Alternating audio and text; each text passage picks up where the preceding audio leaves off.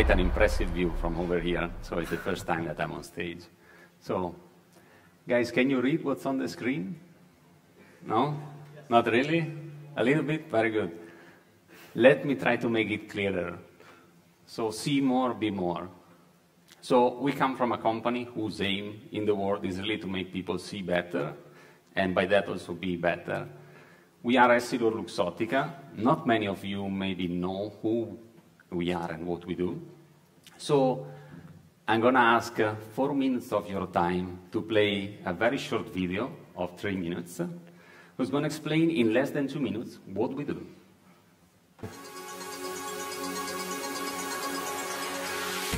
We are EssilorLuxottica, combining 2 centuries of innovation and human endeavor. We are a global leader in the design, manufacture, and distribution of advanced vision care solutions and iconic eyewear. At EssilorLuxottica, we are driving the transformation of the eyewear and eye care industry. We are a vertically integrated business uniquely positioned to address the world's evolving vision needs and the global demand of a growing industry. As an open network company, we partner with every player who shares our passion for elevating quality vision care through iconic brands, superior products, and cutting-edge digital services.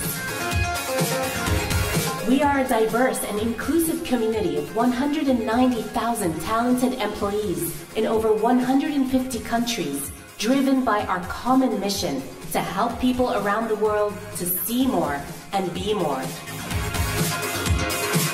With a portfolio of over 150 renowned brands, EssilorLuxottica is home to the most loved and recognized vision care and eyewear brands in the world.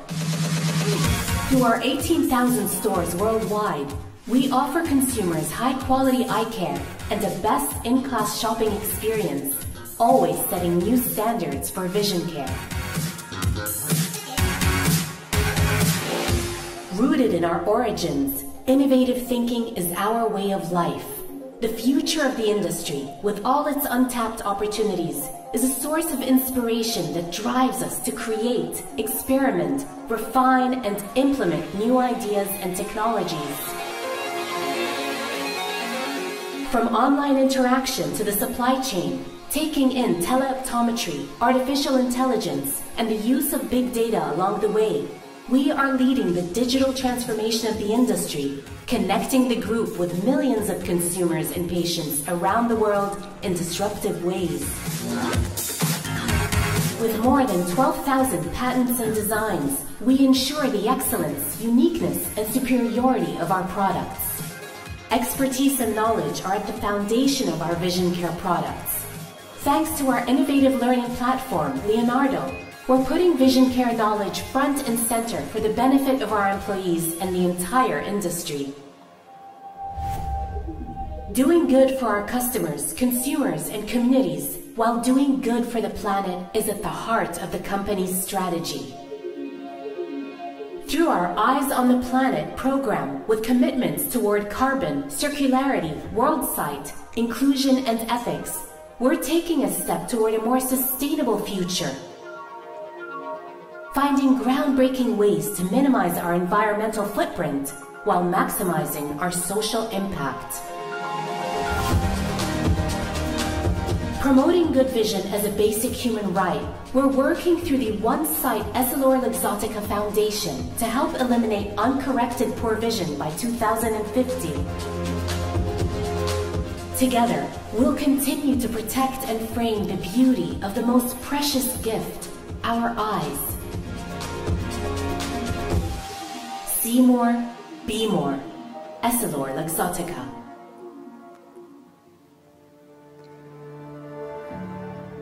And you can tell that we have many different brands. We basically, from what we have seen in the video, we cover more than 150 countries in the world, basically covering a lot of products that we are selling to many people. And as you see from the screen, Earth is not enough, so we are reaching for galaxy far, far away where to sell our products. But I mean, in the next slide is just a recap of a few numbers about the company, and then I will dive into why we are here today and what we are explaining to you today. So, like we said, the company really fosters innovation and invests a lot in talents and young people. We have really more than 12,000 patents, we have more than 200,000 people worldwide, and we have many different products that we are selling. We are talking about hundreds of thousands of products that we have in our catalogs. And we have many different channels that we leverage to sell those products. We have 18,000 stores worldwide, we have e-commerce websites, and we have the wholesale network. So this is just to say the company has really a global footprint, and I think it's very intriguing to work for such a big company, because everything you're going to do in this company is going to be on a global scale, right?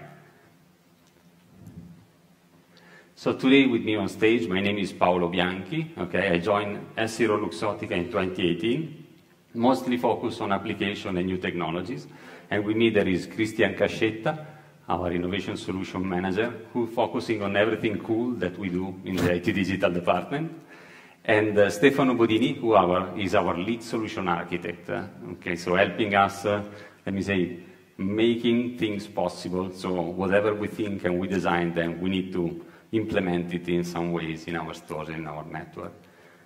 But again, Paolo, you do eyeglasses. What are you going to talk to us about today? So first thing, I've known the Pragma conference for quite a while. I've been always an attendee, so on the other side of this border, okay?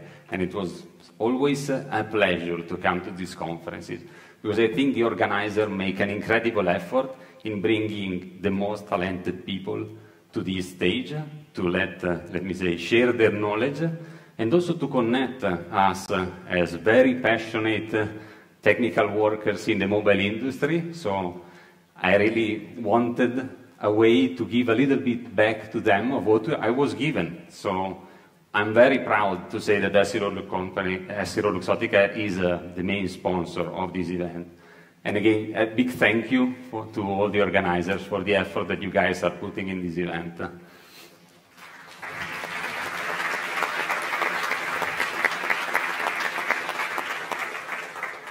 So, what are we going to talk to you about today?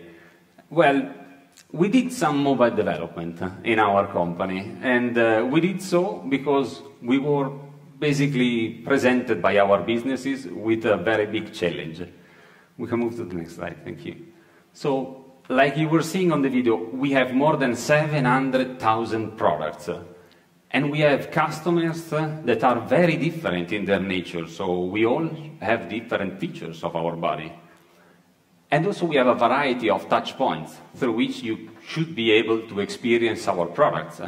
So the challenge that we were posed by our business was, okay guys, we have many different customers, something that looks like an infinite assortment, because when you go and try to buy eyeglasses, you have at your fingertip 40,000 different frames that you can choose from in any store. But how do you browse such a wide catalog, right? So how do we bridge these two things? So the many different customers that we have with an infinite assortment.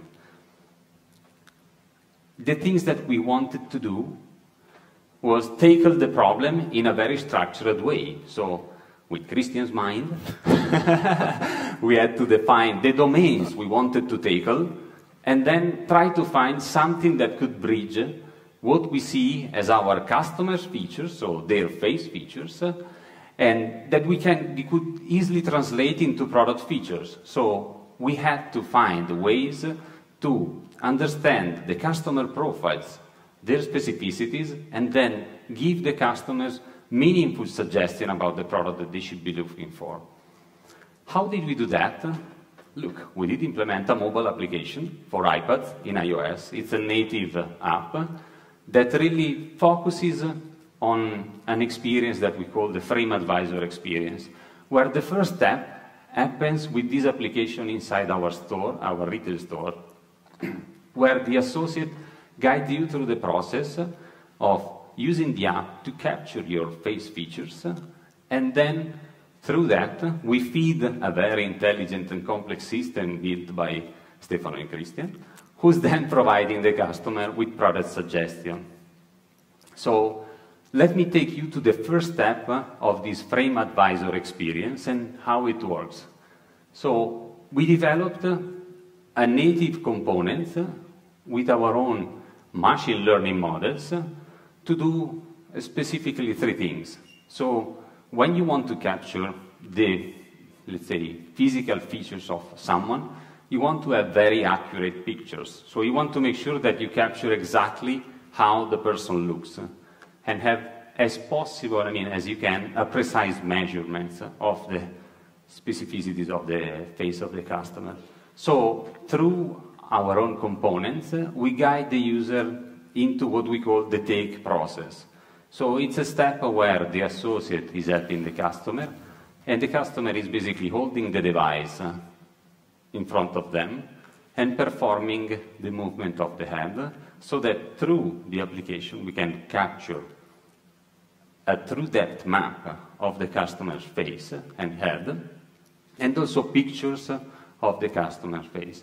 And the component specifically focuses on making sure that the frames that we are capturing are the best ones, and that the light conditions that the customer is experiencing are the right ones. So when you take a picture of someone and you need to guess their eye color, you don't want to have a big glare right back in their back. So, and you want to make sure that they are holding the device properly, not like this, but in the right way. So we did develop our own component for that. And one would argue, why did you guys have to develop your own component? I mean, there are libraries in the platform that allow you for tracking the head movement of a subject without having to develop it your own. But on this, I'll ask Cristian to deep dive more on the model.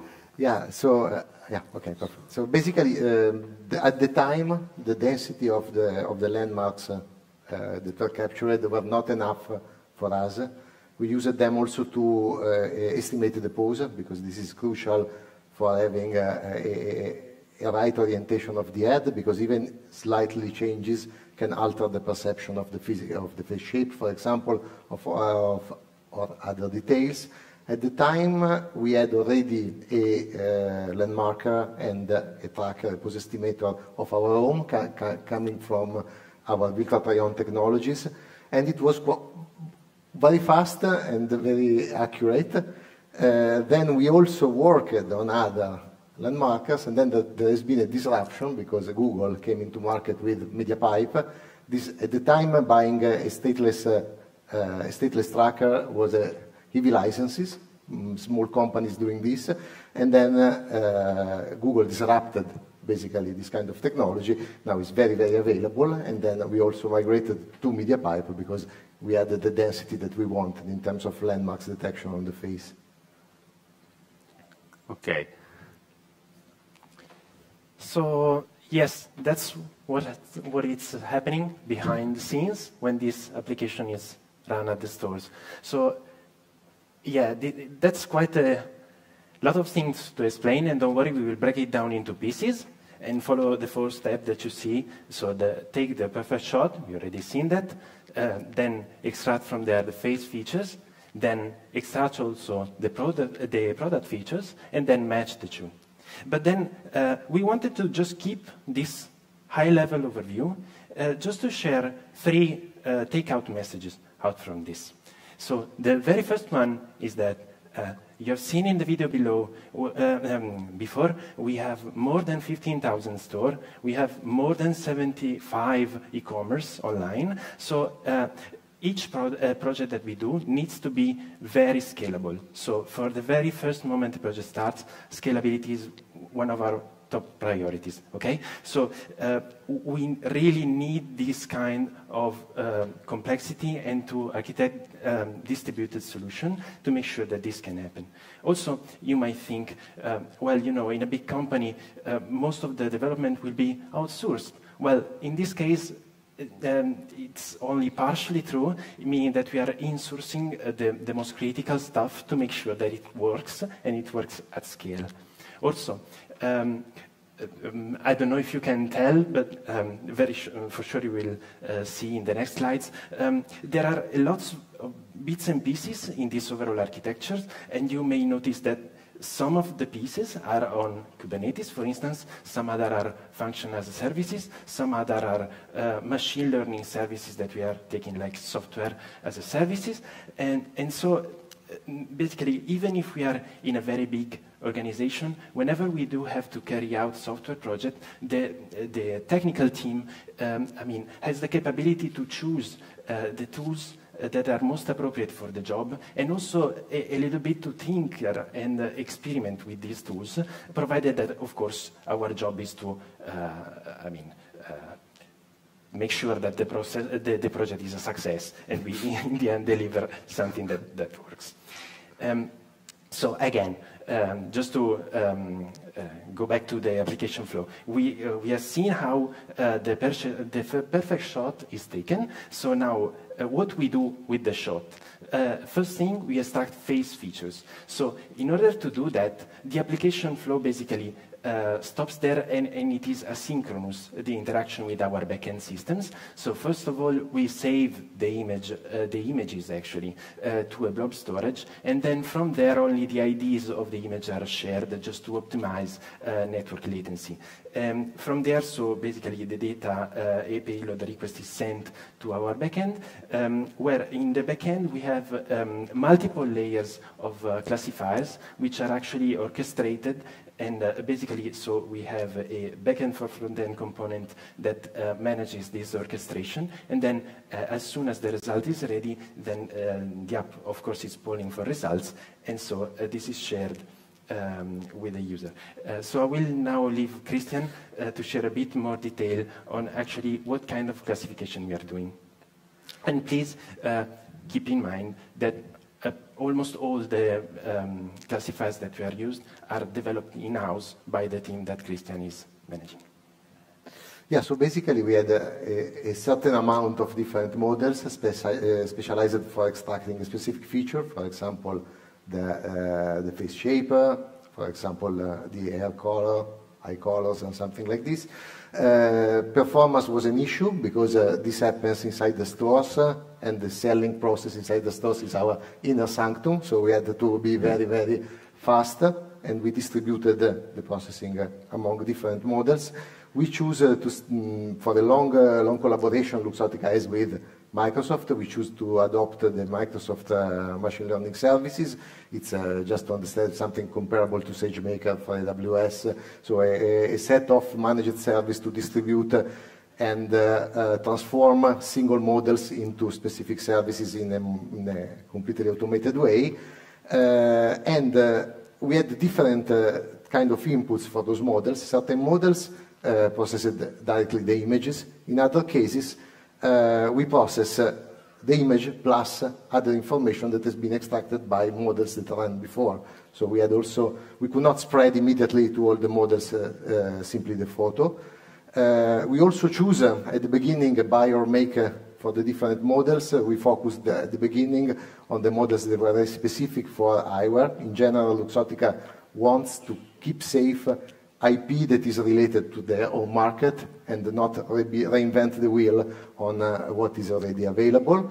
Very honestly, now we are also migrating to having all the models controlled by us, because in the meanwhile we discovered that we could have more control, and so we decided to cover the whole set of features with models developed by us. The process will end in, I don't know, within a month, more or less.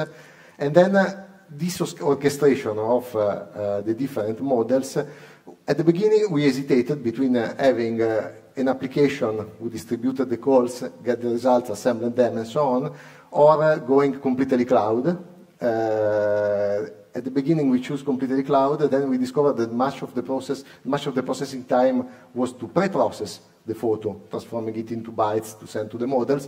And so we came back to a monolithic approach. We have a single function written in Python that performs all these calls with error and parallelism push it as much as error control and not pushing errors, but error control, push it as much as possible, and the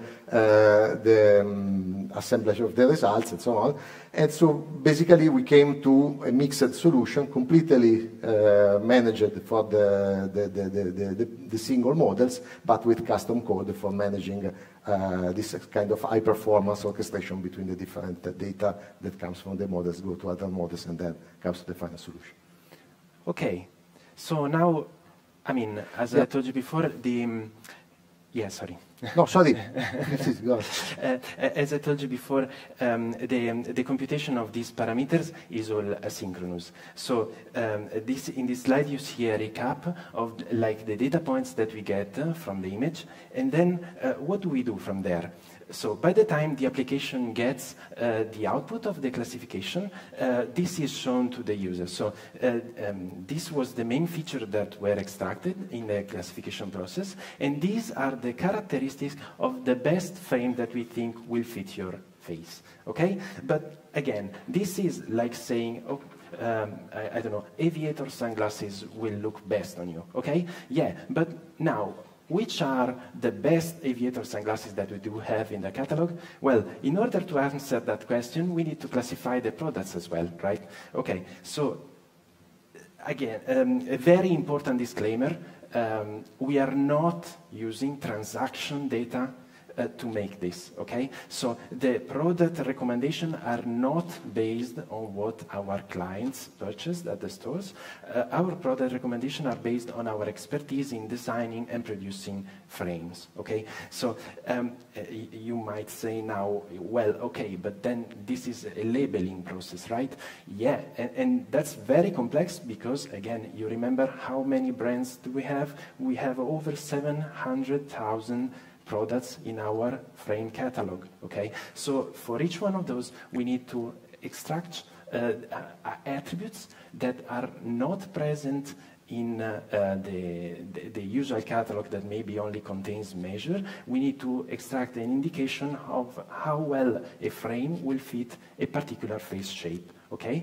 And in order to do that, basically we reuse some very similar classifiers to those that we have seen before, but in a reverse process that now Cristian will show. Yeah. In fact, if we step a little back on this, the problem from a theoretical standpoint is a problem of information asymmetry. Many people wear glasses, many nerds in the room, including me. Maybe you know everything about your hobby, you know everything about your musical instrument, all the details, but you don't know the names of the different parts of the glasses, even if you wear them. You wore them since you were a child, like me, before coming in Luxottica. So we did not choose to build from the bottom, so from the user transactional data, because we are not sure that the user buys already knows which are the glasses, and what they buy is already good for their first feature. So we decided to come top down to model the expertise, especially of our trainers, for the people who sales in store, just to have also a perfect matching between what the store associate can tell to the customer and what the application does. We formalized them in a process of expert elicitation, and we formalized them inside a Bayesian network that in a certain way summarize those kind of knowledge. It's a very fuzzy knowledge, the knowledge related to fashion. It's not rocket science, but it's not even very easy to formalize. It's very fuzzy. And so the approach of expert elicitation plus Bayesian network helped us to understand which were the key features, both on the face, we have seen them, and also on the products. Not all of these features are in the same language of the classic master data of the catalog. So we needed to extract information from the images, from the photo of the glasses. For example, very simply, we have our standard catalog information about colors, but in the world of this kind of aesthetic recommendation, we use palettes. It's a concept coming from armochromy, I think it's called in English. And so, for example, we need to develop a very simple model to look how a product visually appears, look at the ensemble of the colors and see how far they are from the 4 classical palettes that corresponds typically to the 4 seasons. So this is an example. Other example from geometrical properties of the glasses. It's not very relevant in a catalog to know how big is your temple, but when you have to choose, if you have a long face like me, you need to have quite a large temples. And all this kind of thing is not already present in the catalog, so we developed a set of models that offline, so it's a batch process that runs inside another infrastructure to enrich the catalog data with peculiar data that are very functional to our recommendation process. So now that we have classified the face features, now that we have extracted the product features, we just need to basically match the two. So the match actually becomes a search using the vectorization approach that Cristian described. So basically from the application that we saw before, the face scanner, now the flow switched to a different application, which is Smart Shopper. Smart Shopper, I mean, huge project. Paolo is a great contributor. We may talk about that after the speech is over. But very briefly, you can think about that as an e-commerce deployed to our store that allows our customer to buy products and to see how they fit, even though they are not available at the moment at the store. Okay, so basically the feature extraction output is shared between these two applications and secured by a time-bound token. Again, ask us later if you're interested on that. And based on that, on Smart Shopper, we provide 2 things. The first one is product recommendation. Again, imagine it as a product search based on the output of the classification. And the last thing we can offer is the virtual try-on experience. So basically, you can see exactly the same takes you have taken at the beginning of the process of your face. Now you can see yourself with the virtual glasses mounted on your face, basically. And also, we do have a real-time virtual mirror, let me say, where you can actually interact with the tablet and see how well, even if you turn your face, these glasses will fit. Let's see now the magic at work. Yeah, so this is a short video showing exactly how the application works. I might ask you from time to time to stop, Stefano. First, we ask for consent. Always ask user for consent. Don't do anything they didn't tell you to do. So your face especially. Make sure, exactly, especially when we talk about biometric data. So once the consent is collected, the application is instructing the user with basic tips. So these are just information. Oops, sorry, no worries. So just to tell, okay, hold the device in one way or another. I didn't explain it very well at the beginning, but now that we jump into the take process, you will see that I, as a user, am really guided through the take, so through the video recording steps. So again, just a few tips on how to do this process of taking. I am the end user. I'm holding the device, in this case in my kitchen, very beautiful one. So it centers me, so it tells me, hey, Paolo, look straight, and now Paolo start moving to the left and to the right. So here is where our custom component for tracking your head movement is coming into play. And if I were to be wearing glasses or a mask or anything that is obstructing or having lights around me, it will tell me right away directly on the device. Here we are asking a few information directly to the end user. Now, one important point is that as we ask these users for information, the take of the frames that we recorded before has already been sent to the backend services. So there are a synchronous process coming into play, a bit of smartness in the user experience, so making sure that I have still a few questions to ask and I leverage that time to process in the backend the data. And in a matter of seconds, to you, it doesn't even look like something has been processing so many things in the background. You land directly in the result, where we are telling, oh, we captured this information about your face, and these are the suggestions that we give in terms of product you should be wearing.